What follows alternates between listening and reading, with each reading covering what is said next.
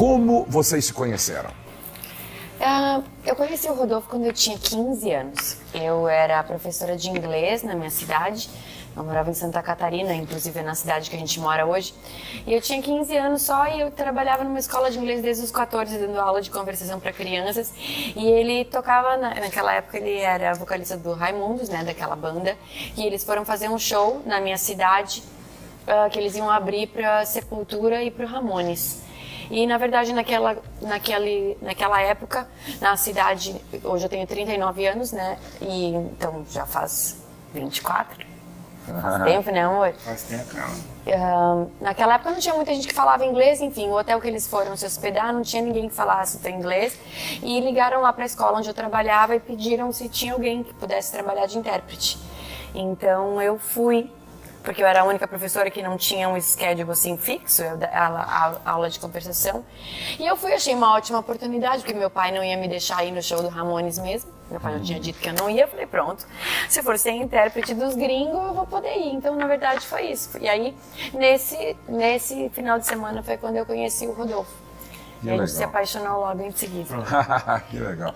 Rodolfo, até eu fiz essa pergunta quando estávamos tomando um café hoje.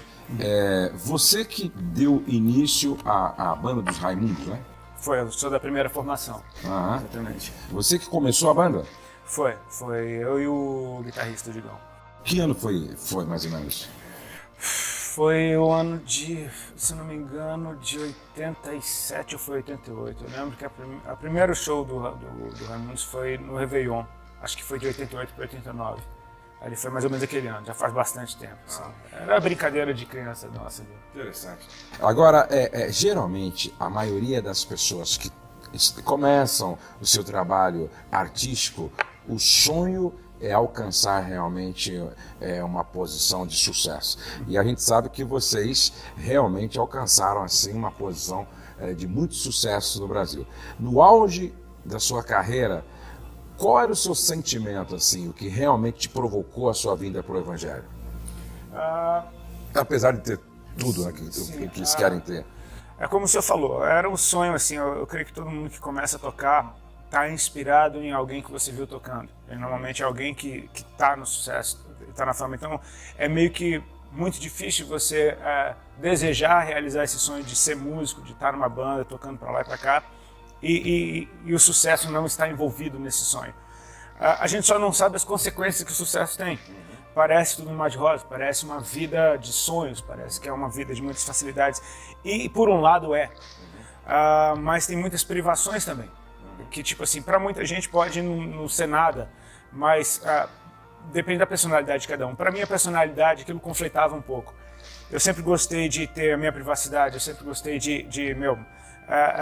seria muito bom se o sucesso fosse como uma roupa que você coloca e tira e você está livre dele por algum tempo, mas não tem, ele te lembra o tempo inteiro que ele está ali. E coloca você, de certa forma, dentro de um cativeiro. Dentro de um cativeiro, você fica meio cativo do personagem. Não que você tenha criado um personagem, mas a forma como as pessoas te enxergam, na maioria esmagadora das vezes, está bem distante da tua realidade. Então, assim, você está cercado de gente que sabe o teu nome, mas não sabe quem você é. E por mais que saibam coisa a teu respeito, não sabem do que se passa dentro de você.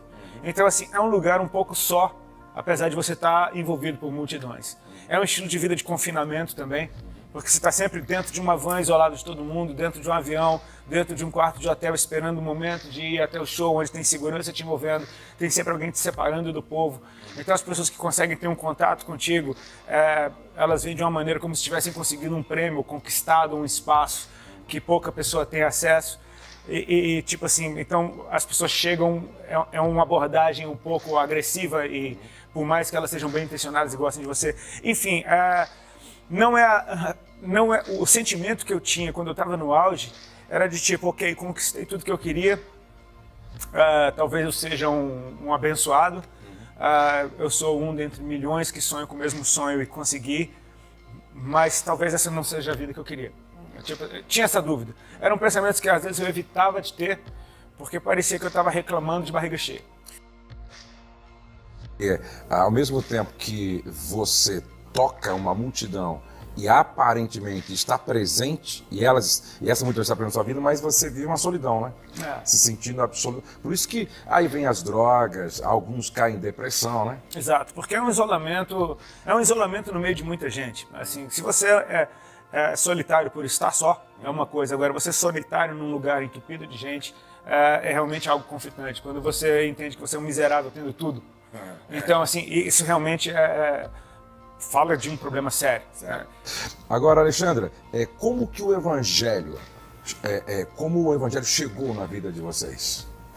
Olha, o Evangelho chegou na minha vida desde que eu era criança. Porque os meus pais, eles eram cristãos.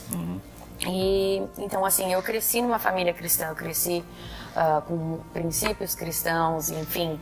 Os meus pais, quando eu tinha mais ou menos de 2 para 3 anos, eles separaram, ficaram 9 meses separados, depois casaram de novo. Então, nesse meio tempo da separação, a minha mãe se converteu e o meu pai também, logo depois eles voltaram, se converteram, firmaram. Então, eu cresci vendo os meus pais, a minha mãe era do círculo de oração, meu pai era do louvor, eu cresci toda aquela base, eu vi a minha mãe quando eu era bem pequena, a gente morava no Rio Grande do Sul, minha mãe falava em línguas, era uma igreja avivada, assim, tinha os pastores, eu lembro do dia do batismo dos meus pais, inclusive, lembro de apresentar minha irmã na igreja, meu irmão na igreja, eu lembro, né, da minha infância toda de ter princípios, assim, de não adorar a imagem, sabe? Estudava numa escola católica, mas não beijava santa, então... Tipo, no fundo tinha um temor a Deus, tinha um temor, assim, mas não tinha uma história, né? E aí o que acontece? Quando eu tinha mais ou menos 11 para 12 anos, os meus pais se desviaram. E ficaram desviados um bom tempo, assim, né, se decepcionaram com a igreja, enfim, aí larga Jesus, né, que aí eu não entendo também, porque se decepciona com a igreja, larga Jesus, Jesus é Jesus, igreja é igreja, devia, né, aquela coisa, não tá bom numa igreja, pula pra outra, irmão, hoje tem tanta igreja, né, só ir pra outra, né, mas assim, não que isso vai resolver, mas Jesus continua sendo Deus, e eu não entendia o porquê que os meus pais tinham desviado, assim, não só eles desviaram, como eles foram pra macumba. Meu pai e a minha mãe foram servir no candomblé. Assim, água pro vinho mesmo, água pro lixo, né? Não pro vinho. Que vinho ainda é bom, perto daquilo. Mas eu lembro que, então, a minha mãe, que era do círculo de oração, depois estava lá incorporando. Meu pai, que era do louvor, estava lá tocando o atabaque. E para mim aquilo era conflitante, eu sempre tive...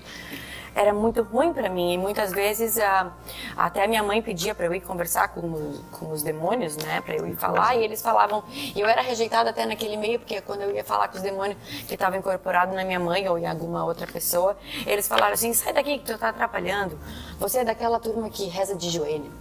Isso eu nunca vou esquecer. Era um próprio demônio falando que eu era da turma que reza de joelho. Ele falava, Jesus, né? E eu lembrava. Só que aí o que acontece? Eu fui uma adolescente rebelde e por causa quando eu conheci o Rodolfo, eu fiquei muito rebelde porque eu me apaixonei por ele, ele se apaixonou por mim, ele ligava lá em casa, minha mãe falava, Alexandra, tá, não vai atender e não liga mais pra cá. Minha mãe falava, esse vagabundo, maconheiro, quer saber o que com a minha filha? E não sei o quê. Enfim, meu pai e minha mãe falaram assim, tá muito rebelde. Nós estamos precisando levar ela lá na casa da irmã Augusta. Porque meu pai e minha mãe, como bons desviados, eles largaram o candomblé, decepcionaram com o candomblé, obviamente. Como todo bom desviado, busca Jesus na hora da dor. E tem aquela irmãzinha que ora, vai na casa do profeta, pedir oração. Então a irmã Augusta, hoje ela já está com o Senhor. O Rodolfo até teve o prazer de conhecer ela, era uma irmã que tinha uma casinha de oração. E eles falaram, nós vamos levar a Alexandra lá. E eu lembro de ter ido todo aquele caminho da minha casa até a casa da irmãzinha, planejando falar poucas e boas pra irmã, sabe? E quando ela chegar pra orar pra mim, eu vou falar umas e ela vai ficar com medo e vai deixar assim, só pra afrontar meus pais, eu queria afrontar meus pais. Só que naquele dia eu cheguei lá e o amor que eu senti naquela casa era tão grande, o amor que aquela irmã me deu foi tão genuína, eu senti tanto o amor de Jesus, que nem falei nada pra ela, comecei a chorar, aceitei Jesus, e depois daquele dia eu aceitei Jesus inúmeras vezes, virei assídua da casa da irmã Augusta, sempre que a gente podia ir lá de vez em quando, mas mesmo assim eu não firmei. Eu só fui firmar mesmo com 21, quando eu já estava com o Rodolfo, porque nesse meio tempo o Rodolfo estourou o sucesso na banda dele, eu fui morar na Inglaterra estudar, quase casei, ele teve a vida dele, eu tive a minha, só que Jesus sempre foi presente na minha vida. Tipo, eu sempre me sentia em dívida com Deus, mas eu sempre criei que Jesus era Deus, eu sempre soube que no fundo, eu não ia prestar para ser do mundo, eu sempre soube que que eu ia ser cristã. Agora, o Rodolfo, né, antes de você ter definitivamente esse contato com o Evangelho, se entregar para Jesus, você foi evangelizado nesse período que você estava no auge e tal? Alguém chegou para você, falou de Jesus e tal? Tinha alguém na sua banda que conheceu Jesus ou não? Não. Eu me lembro que assim, a minha babá, ela era batista e ela falava muito de Jesus para mim. Eu tive o maior prazer do mundo logo quando eu aceitei Jesus e que a notícia se tornou conhecida. Ela apareceu de novo na casa da minha mãe e a gente pôde conversar. Ela foi a primeira pessoa que jogou sementes em mim quando eu era uma criança. Então, assim, eu não tinha aversão a Deus, eu só não sabia quem ele era, eu não tinha um relacionamento. Para mim, Jesus era uma religião, enfim, era algo muito distante. Mas algo dentro de mim guardava um certo temor do Senhor, que eu creio que era por causa daquela semente que foi lançada. A primeira pessoa que falou de Jesus para mim o amava. Então eu aprendi me amava e o amava. Então assim, através de alguém que me amava, eu aprendi a respeito de quem aquela pessoa amava também. Então eu creio que isso ficou alguma coisinha ali dentro de mim. Pouquíssimas vezes durante a minha vida alguém chegou em mim para falar de Jesus. Foram pouquíssimas vezes. E por ter crescido num ambiente underground, de punk rock, uma cultura de contestação e de rejeitar completamente todo tipo de instituição, eu não conseguia olhar para a igreja e ver Jesus na igreja. Eu sempre olhava com olhos maus, e se você olha com olhos maus, você só vai enxergar o que você é. Então, assim, eu não tinha atração alguma. Até que eu tive as minhas experiências com Deus. Mesmo quando a Ali começou a buscar Deus dentro de casa, a gente estava num período muito difícil, e eu achava que... Vocês estavam casados? Isso, não, a gente não estava casado, a gente junto. morava junto. Tá. Uma bagunça. Era uma bagunça. Mas assim, ela veio com esse negócio de Jesus para dentro de casa, e eu achava que aquilo era uma loucura, que de repente ela estava querendo me convencer de alguma coisa, enfim, para mim ela estava bancando uma santa. E ela vivia com essas irmãs no telefone, eu falava, isso tudo tá muito ridículo, assim, eu zombava, eu falava, eu não quero saber desse negócio. Ele falava assim, você tem uma Bíblia? Eu tenho. E ainda era toda sublinhada. Chorada, né? Eu chorava. Ela com rímel, ela chorava na Bíblia. As páginas da minha Bíblia eram tudo sujas de rímel, porque eu vivia chorando no livro de Salmo. Aham. Eu não sabia ler a Bíblia, né, irmãos? Eu só lia o livro de Salmo, então o Salmo era tudo lavado de choro. Que coisa. Agora, quando foi, então, que o Rodolfo realmente teve esse encontro com Jesus?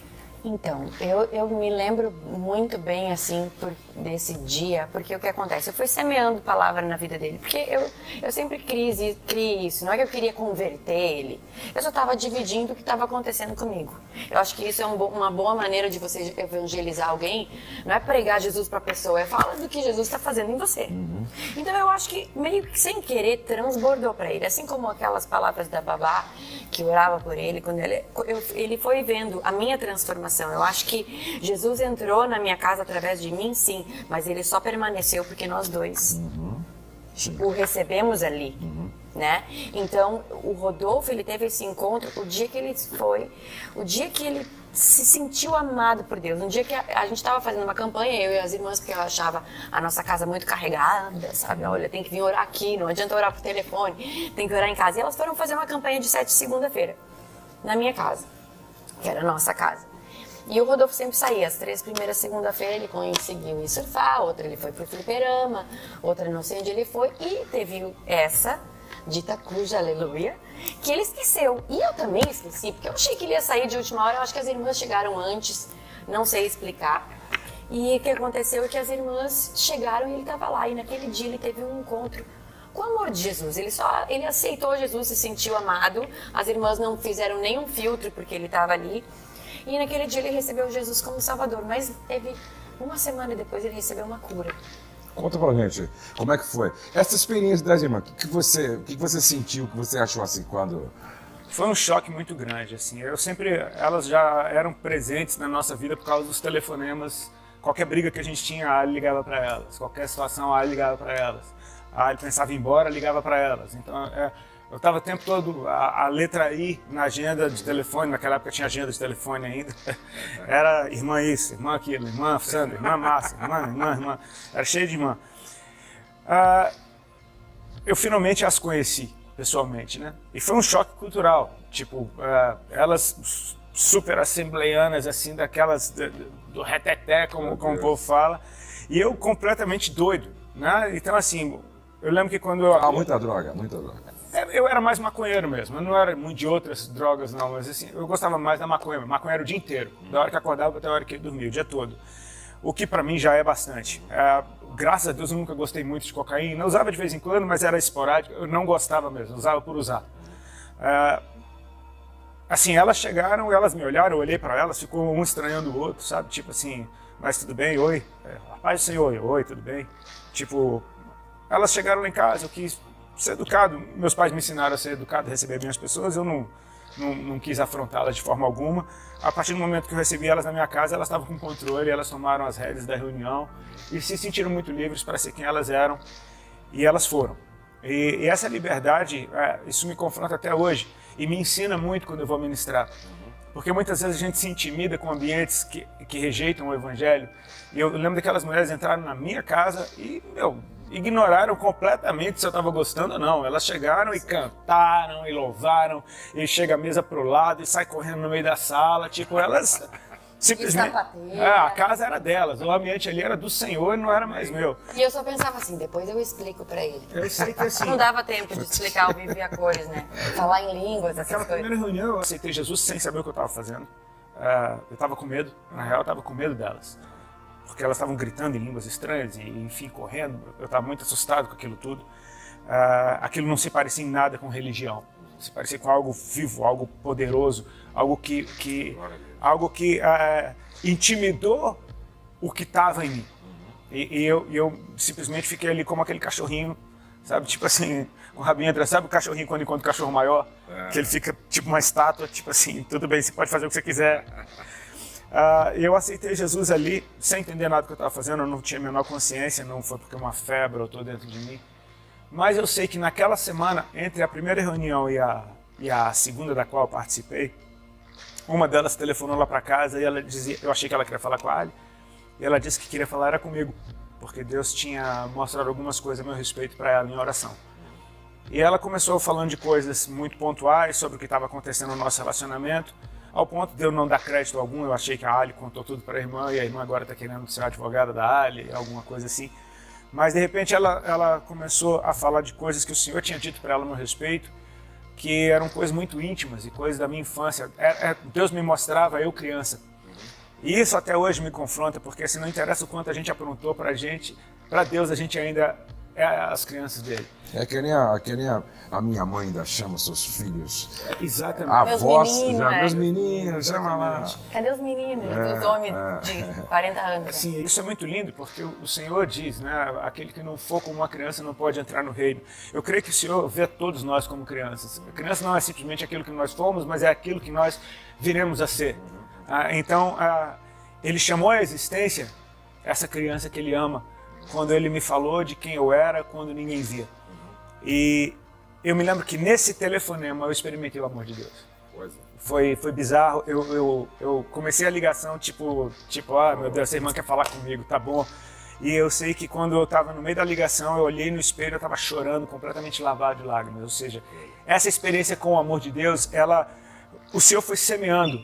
Eu me lembro que antes de eu participar da primeira reunião, eu estava na sala, por exemplo, fumando maconha, e a Alexandra que estava com a irmã no telefone. Daqui a pouco, uma outra. E aí ela veio lá do quarto falar, amor, a irmã estava orando por mim, ela falou de você. E ela disse que você é homem de Deus. Tipo, e eu com a maconha na mão, tipo assim, como assim eu sou homem de Deus? Eu sempre tinha palavras proféticas a respeito dele. Então, assim, sempre quando eu pensava em desistir, eu lembrava, não, mas o Senhor falou que ele é dele. O Senhor falou para eu não desistir. O Senhor falou que, sabe, a gente tem que trazer à memória aquilo que dá esperança mesmo, trazer à memória as coisas que o Senhor te prometeu, sabe? E essas palavras eram sementes de amor. Porque era como se o Senhor, era como quando Jacó está indo diante do seu irmão para o reencontrar, vai mandando presentes na frente e vai preparando o terreno. O Senhor, ele estava mandando mensagens de amor para mim, até o tempo do meu encontro. E assim, vem essas mensagens, tipo, ele tem coisas boas para falar a meu respeito. Tipo, as irmãs entram na minha casa, eu entrego a minha vida para ele. De repente, naquela semana, Deus tem coisas profundas a falar comigo, no meu íntimo. E de repente tem aquela outra reunião da qual eu quero participar. Ou seja, ele me atraiu, ele foi me sugando para ele. É como ele disse, quando eu for levantado, eu atrairei para mim mesmo gente de todo tipo. E eu estava sendo atraído para o Senhor.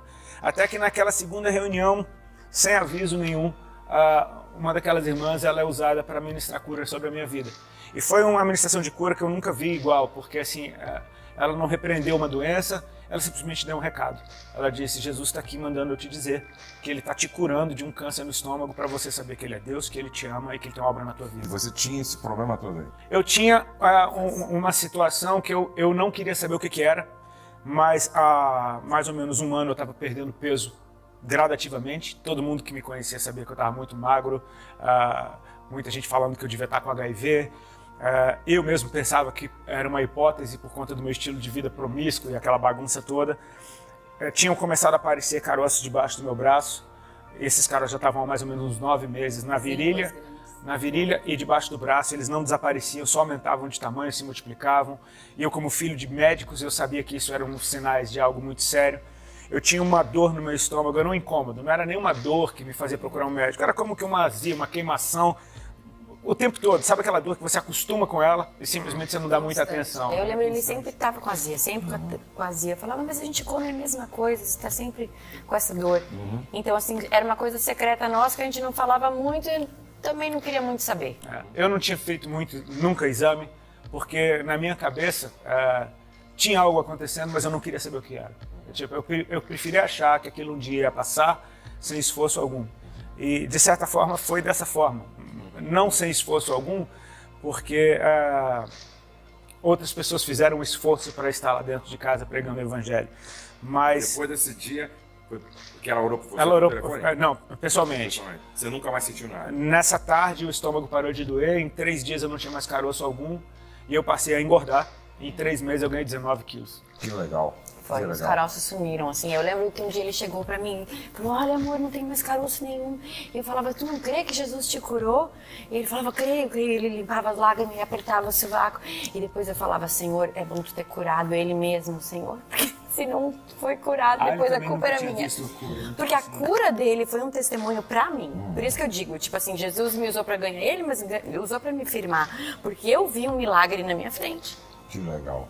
Agora, qual foi a reação quando você começa a seguir a Jesus, começa a realmente ter esse contato maior com a Bíblia e vocês começam a ir para a igreja e tal? Qual foi a reação naquele momento da banda e dos seus fãs aí? Foi uma coisa gradativa. Aquilo tudo era muito precioso e muito íntimo e muito diferente de tudo que eu vivia. Então eu não compartilhava muito com ninguém. O relacionamento com os membros da banda, por tanto tempo de estrada e enfim...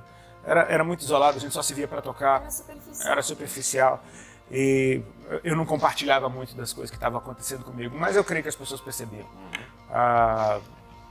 Uma vez que a gente foi tocar em Porto de Galinha, em Recife, e ficamos uma semana entre um show e outro, em Porto de Galinha, eu saí do hotel para ir num culto, e, tipo, todo mundo percebeu que eu tinha uma biblinha e fui num culto tipo, estranho, e não fumava mais, e as conversas vão mudando, então assim, você repara que estão te achando estranho, né? E enfim, eu não compartilhava muito. Mas quando eu saí da banda, que eu tornei pública a minha decisão, aí que realmente foi tipo uma bomba, um terremoto. Muita gente, os empresários e gravadores tentaram te convencer a não sair? Sim, muitas pessoas tentaram. Era uma coisa assim que não tinha jeito. Eu sou muito difícil, isso é da minha personalidade. Eu demoro muito para tomar a decisão. Tipo assim, às vezes eu tenho que lutar contra a procrastinação, porque assim, eu acabo deixando as coisas... Parece que eu estou deixando as coisas para depois, mas simplesmente quando vem a hora de tomar uma decisão, eu tomo uma decisão e é aquela. Isso é da minha personalidade. Quando eu tomei a posição, eu sabia que dentro de mim não havia mais volta. Qual foi o último show que você tocou e a Alice falou, daqui, agora... Foi uma cidade do interior de São Paulo, eu não lembro, eu já tinha decidido dentro de mim que seria o último, mas eu não tinha avisado a ninguém, assim. Esse é um dos motivos que o pessoal ficou muito revoltado e eu dou a eles razão. Eu também ficaria. Se fosse um cara da minha banda que desaparece de uma hora para outra, eu também ficaria. As coisas de Deus, raramente você tem...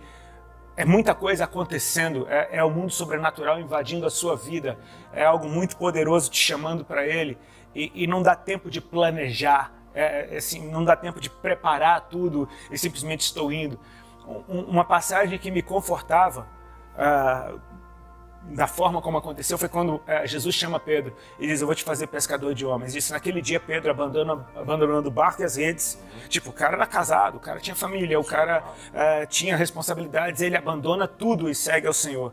Então, assim, se ele tivesse sido mais racional socialmente e falar, ok, Jesus, espera aí um pouquinho, deixa eu preparar o terreno, talvez ele não seria... Mudaria até de... Exato, de ideia, tipo assim, Jesus, eu vou te visitar de vez em quando, sabe, deixa eu conciliar um pouco. Muitos estão fazendo hoje, né? É muito comum, então assim, realmente eu agi como um doido, não tiro a razão de quem ficou com raiva de mim, eu também ficaria, mas não tinha jeito de ser de outro jeito, tipo assim. Agora, Alexandre, já estamos chegando ao final, mas eu queria, Alexandre, que você dissesse uma palavra agora para todas aquelas mulheres esposas que, como você, estão assim orando e lutando para trazer o marido para o Evangelho, entendeu? O que você diria? Você pode usar aquela câmera ali e dar uma palavra para essas mulheres, porque são muitas. Como eu falei no começo, sabe? Eu acho que a melhor maneira de você falar de Jesus para alguém é você sendo a pessoa de Jesus dentro da sua casa. Se fosse só falar, convencer, a gente não precisaria do Espírito Santo, né? Porque a Bíblia diz que é o Espírito Santo que convence o homem do pecado, da justiça e do juízo. Então, eu acredito assim, que se você, mulher, se você se colocar num lugar de ser uma mulher sábia, uma mulher boa, uma mulher querida, né? Porque o nosso testemunho fala muito. Não adianta eu falar de Jesus, querer levar meu marido para a igreja e ser uma grossa. E ser uma dura, uma ríspida, você não faz pressa para nada, porque não vai na igreja também, porque não quer Jesus. Eu acredito às vezes que você pode se colocar na brecha, porque a Bíblia diz que a esposa santifica o marido. E eu creio que o Espírito Santo pode fazer obra. Eu falava, as irmãs falavam assim para mim, quando ele estiver dormindo, bota a mão nele e ora, ministra que o Espírito Santo vai tocar ele. E eu fiz isso muitas vezes, não estou dizendo que é uma mandinga, que você vai orar pelo marido dormindo e você vai convencer, porque esse é um trabalho do Espírito Santo. O Espírito Santo, ele tem interesse em ganhar o seu marido para Jesus. Jesus tem interesse em ganhar o seu marido para Jesus. Então você tem que ser, na verdade, uma colaboradora da obra de Deus na vida dele. Não vai ser todo mérito seu, mas você vai ser uma colaboradora. Então eu creio que a mulher tem que se colocar nesse lugar de intercessora, de conselheira, de uma mulher amável, de uma boa mãe, de uma boa amiga, de uma boa esposa, de sendo uma boa mulher. Eu acho que não punindo o marido, que tem mulher que pune o marido, né? Eu acho que isso acaba tirando todo o brilho que poderia estar em Jesus, a gente acaba ofuscando. Eu acho que tem muita mulher goteira que acha que falar, né? A Bíblia diz que não seja como os fariseus que acham que por muito falar serão ouvidos. Não é pelo falar, é pelo ser. O muito mais do que eu ter falado de Jesus para o Rodolfo foi ele ter visto a transformação na minha vida. Então, e muitas vezes eu vi o meu pai falar, eu não vou para a igreja porque olha a tua mãe. Então, ele e a minha mãe falavam, eu também não firmo na igreja porque olha o teu pai. Eles se culpavam pela falta de testemunho. E eu acredito que isso é o caso de muita gente. Às vezes a falta de testemunho não seja o único caso, mas que peça a senhora, fala, Jesus, se apresenta para ele, se revela para ele, faz o que for necessário. Porque Deus pode levantar até uma outra pessoa, pode que não ser que o seu marido, o seu namorado, seu sogro, não seja ganho por você, Deus pode levantar uma pessoa. Legal, Amém? Muito bom. Agora, Rodolfo, uma coisa interessante que eu acho é o seguinte, é muito comum alguns artistas, quando eles começam a perder a força, não é? Aí alguns vêm para a igreja até para ver se retomam sua carreira dentro da igreja. Agora, o que me chama a atenção no seu testemunho é que você foi alcançado no auge do seu sucesso. Certo? Quando você gozava de uma popularidade muito grande, ganhava muito dinheiro e era disputado pelas televisões, e aí no auge, não foi por falta de opção, não foi porque o teu sucesso tinha diminuído, financeiramente tinha diminuído e de repente, como muitos fazem, vamos para a igreja, de repente as coisas acontecem lá e muitos depois na igreja desistem também. Então eu gostaria que você deixasse uma palavra, porque o que Jesus fez na sua vida te dá autoridade para dizer o que ele pode fazer na vida de tantas pessoas, certo? Que ainda gostam de você, certo? Apesar de não ter vindo ao Evangelho ainda, você tem autoridade para dizer o que Jesus pode fazer na vida delas. Eu creio que assim, tem algo a respeito da fascinação.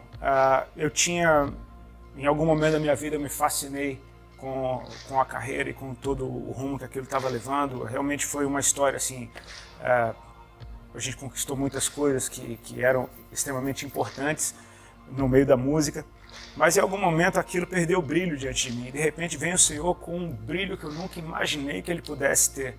Tipo, justo no momento em que minha saúde estava fragilizada, ele me dá a saúde. No momento em que eu não tenho mais esperança para nada, ele me dá a esperança. Então ele me fascinou completamente. Era tipo, foi um convite muito irresistível. Eu não abandonei uma carreira por Jesus para virar um super-herói da igreja ou porque eu ia ganhar mais dinheiro com o Senhor. Não tinha nada a ver com isso. Foi uma fascinação, realmente uma questão a respeito de brilho. A lógica seria eu ter estudado a minha vida inteira para ser médico como os meus pais, mas aquilo não brilhava diante dos meus olhos, a música brilhava. Então eu optei por algo que era completamente inseguro, algo que era completamente, isso pode não dar certo, você pode dedicar a tua vida inteira e nunca dar certo.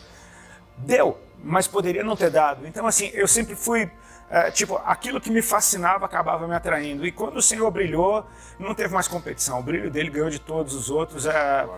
Foi algo que assim, eu poderia passar a viver como aquelas irmãs na periferia que, se eu tivesse a presença que elas carregavam, para mim aquilo era o suficiente.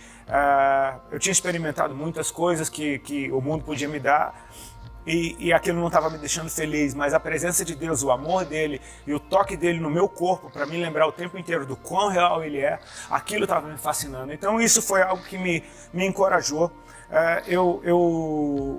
Eu sei que o encontro que eu tive foi muito forte. E realmente, se Deus aparece para você de uma forma tão forte como ele apareceu para mim, fica meio que fácil de entender por que eu deixei o que eu deixei por ele. Mas eu entendo que tem pessoas que têm outros tipos de processo. Deus se revela de formas diferentes para outras pessoas.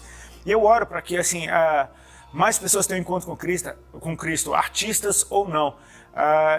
O que nos interessa é a gente ter uma resposta pontual para ele. De tipo, cara, se o Senhor te chamou, vai. Se o Senhor te chamou, fez um convite, se ele abriu uma porta para você, entra. Essa porta não é para você simplesmente ver uma porta abrindo. Se ele abre uma porta, ele está te chamando para entrar. Se ele abre uma janela, para você olhar o que tem dentro. E eu creio que o convite do Senhor, ele é muita honra. É muita honra o Deus Criador dos céus e da terra te convidar para algo que ele está fazendo. Ele te coloca sentado numa mesa que eu não tinha como me sentar se não fosse pelo convite, pelo sacrifício que ele fez para me ter naquele lugar. Então, é simples. O fato de dar o real valor ao que está sendo te proposto, ao que está sendo oferecido, né? Deus é um convite recusável, ele está te oferecendo vida eterna, ele está te oferecendo um relacionamento, o conhecer o Senhor é a vida eterna. Então assim, Deus está te chamando para andar com ele. Eu não consigo imaginar minha vida hoje se eu tivesse dito não, ou se eu tivesse simplesmente deixado para outro dia. Talvez é como aquela parábola do semeador. A boa semente caiu. O semeador, ele não escolhe a boa terra. As sementes estão caindo pelo caminho. O que vai determinar se a terra é boa ou não é a resposta que a terra dá a essa semente que recebeu. Se eu parasse para calcular, para fazer contas e para pensar, será que é isso mesmo? Talvez eu fosse como aquela semente que caiu na pedra. E o sol queimou, enfim, graças a Deus ele me atraiu de uma forma irresistível. Glória a Deus. Gente, eu ficaria ouvindo os dois aqui a tarde toda hoje. Agora, o que mais me impressiona em vocês é a autenticidade de um verdadeiro cristão. Eu fico maravilhado quando eu vejo pessoas que Deus está usando de forma muito estratégica, que não perderam a simplicidade do Evangelho. Continue assim, obrigado, Rodolfo, porque Deus te deu a partir da sua conversão, autoridade para falar do nome dele. E você também, amém, a partir dessa experiência que vocês tiveram, para falar do nome dele. Mas agora, eu vou pedir, Rodolfo, para você fazer uma oração, amém, certo? Uma oração por tantas pessoas que estão nos ouvindo nesse exato momento e que precisa ter essa experiência extraordinária com Deus. Então, Aonde quer que você esteja, eu gostaria que você então orasse com o Rodolfo, com a Alexandra, comigo e com todos aqueles que aqui estão conosco. Vamos orar.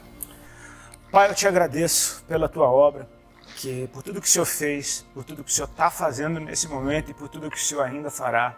Eu te agradeço porque os teus planos são bons, porque os teus pensamentos a nosso respeito são de paz. E eu quero profetizar isso sobre todos aqueles que estão nos ouvindo agora e que porventura virão a nos ouvir. Assim como o Senhor fez na minha casa, eu oro para que o Senhor faça nessas casas. O Senhor não é um pai que mima os filhos. Muitas vezes nós temos que passar por algumas situações, por alguns sofrimentos, que no fim de tudo isso reverte em glória para o teu nome e nos enraiza em ti. Eu te agradeço pelos ventos que sopraram nas nossas vidas, pelas tempestades que vieram, porque fizeram com que as nossas raízes se tornassem mais profundas em Ti e nos fortalecidas. Eu oro para que esse entendimento de que esses ventos não são para derrubar, mas eles são para simplesmente te alertar para um esforço que é necessário fazer para permanecer nele. Uma vez que nós permanecemos em Ti, o Senhor faz todas as coisas. Então, Pai, eu oro para que esses que estão nos ouvindo agora, essas famílias, que eles se sintam encorajados e fortalecidos no Seu poder, Pai, para que possam permanecer em Ti, não importa o que venha a acontecer, não importa o quão forte esse vento venha a soprar, as raízes são mais fortes. Aquele que ouve a Tua palavra e a pratica é como alguém que edificou a sua casa sobre a rocha. Eu oro para que essas casas sejam edificadas sobre rocha, tenham firmes fundamentos e sejam resistentes a qualquer forma de opressão. Eu te agradeço porque eu sei que o fim deles é bom e eu oro para que muitos possam ser alcançados através dessas casas de luz. Como o Senhor disse, uma cidade de luz edificada sobre um monte é feita de casas de luz. E eu oro para que essas casas de luz possam fazer da nossa nação uma nação de luz. Que assim seja, em nome de Jesus Cristo. Rodolfo, obrigado. Deus abençoe você. Obrigado, Alexandra.